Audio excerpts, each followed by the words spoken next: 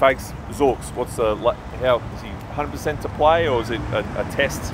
No, we need to have a look at him. Probably we'll leave him for as long as tomorrow morning, just to see how he is. Not sure which way to go, but at this stage he's named and in the team, and no doubt he'll give it his best shot to be okay. But we won't take any risks. He's so important to the side, like, from a leadership point of view and from his ball-winning point of view.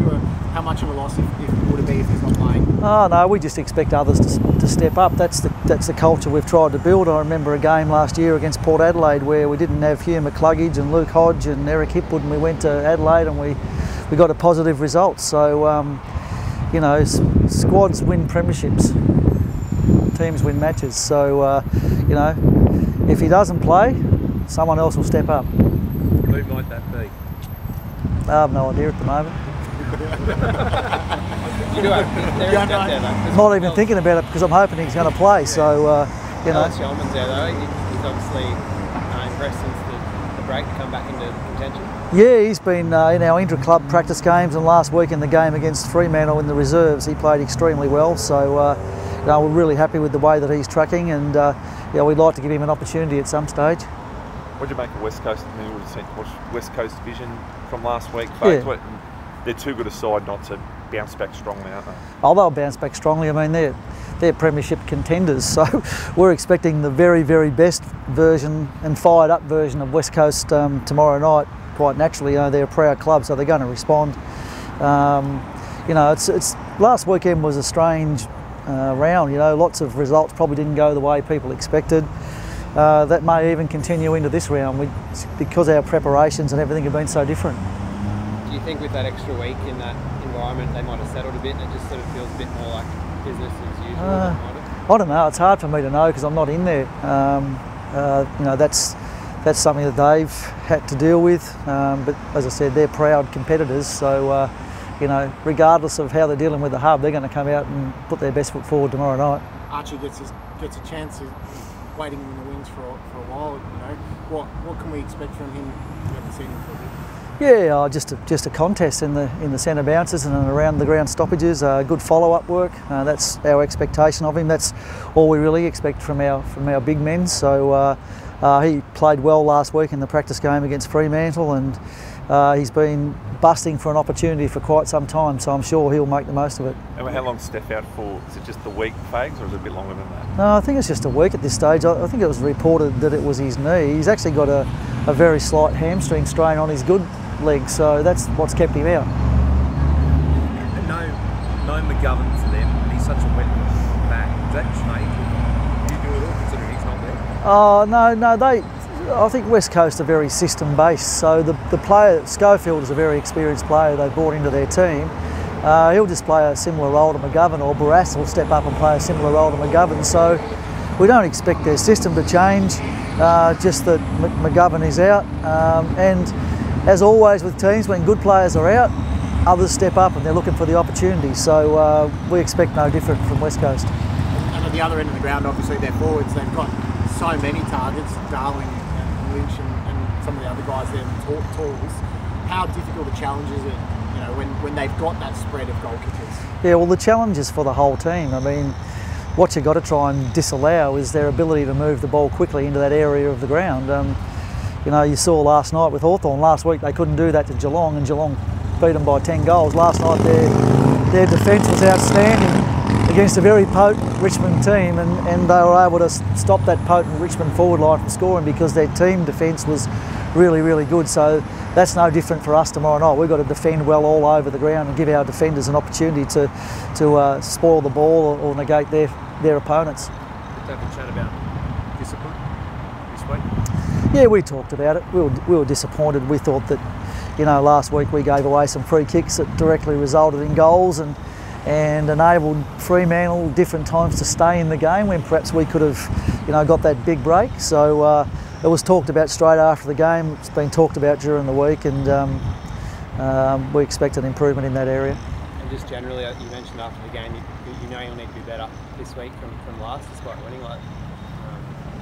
Yeah, do you think you are slowly tracking back towards that? Well, that's what you hope for. You know, you get another week's training under your belt. You get a week of match practice, which we got last week, which was invaluable.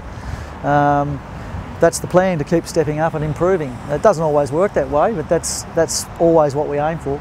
The return of fans, is that something you guys have been talking about, or anyone in the team is talking about? Oh, not really. I mean, we just got our heads around playing in front of nobody, so it was always going to be a bonus if people would come back and be involved in the game. So it's a good little start tomorrow, and hopefully the numbers can continue to grow over the weeks ahead. Would you like to see it? Yeah, get back to sort of what it was like last season, towards the end of the year, having big crowds here. Would you like to see it? Oh, you'd always love that. The players will take that every day, but as I say, we've conditioned ourselves to play without that at the moment, so that'll be a bonus if it comes along. A couple of milestones in the team, and Harris's 100th and Birch's 250th. This game does a really good job of celebrating those milestones. What about those two particular players and what they've done?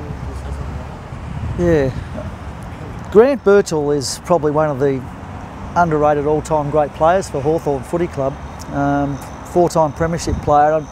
If you look up the statistics from that game, of those games, his 4 grand finals as a half-back flanker, he averaged 24 possessions per game in those grand finals. On the big stage, he stepped up. His average in grand finals was better than his career average, which is 22, which is still pretty good as a half-back flanker. So that tells you how good he is, and probably when you look at the guys that he played alongside, you know, Franklin, Roughhead, Rioli, Mitchell, Hodge, Lewis, probably didn't get the kudos that he really deserves, but in those big games he stepped up and he is an incredibly reliable player for Hawthorn. And you know, to reach 250 games, I think I did some stats the other day, there's 16,000 people have played AFL, VFL footy since it started 124 years ago, right?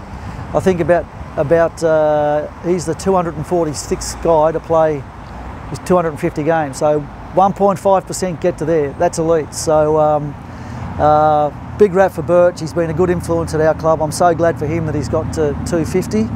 Harris Andrews, I can't speak highly enough of him. You know, you'd have to say that his career has been a baptism of fire. He came in as a young defender, playing in a team that was struggling and having big scores kicked against them every week.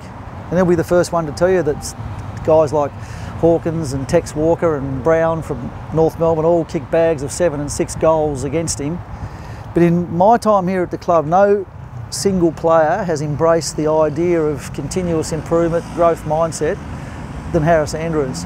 And in the space of 5 years from being, you know, smashed by some of those blokes, he became an All-Australian last year. And he is just a shining example to our players of, you know, there's going to be a little bit of adversity. You're going to have to learn the hard way. You're going to have to learn from your mistakes. But in the end, if you have a strong enough will and a great amount of resilience, you become a really very, very good player. And that's what he is now, and he means so much to our footy club. I saw it too, that he's the first academy member to notch the 100, I think. Someone said that last time. Yeah, which is great, and hopefully an incentive to all of our other academy players that they can do the same things. Hopefully Hippie gets there sometime soon, and some of the other boys that are currently on our list do the same thing, but it is a great incentive. And just important to have like Brisbane kids playing well for this club. Like, it's one thing having blokes fly in and dominate, but to have a local lad.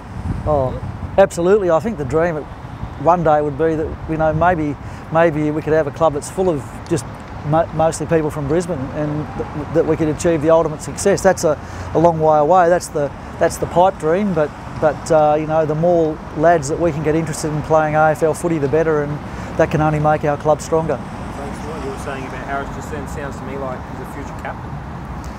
Oh, well, the players picked the captain, not me, but he is highly respected amongst the playing group. There is no doubt about that.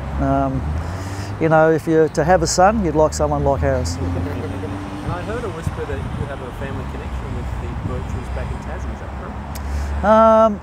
Well, his grandfather, who's deceased now, was my first footy coach on the west coast of Tasmania, Peter Breen. So, yeah, so his grandmother, who's still alive, and her husband, yeah, family know them really well. And Birch's mum was actually my sister's best friend at primary school, I think, so it's a small place, Tasmania, as we know.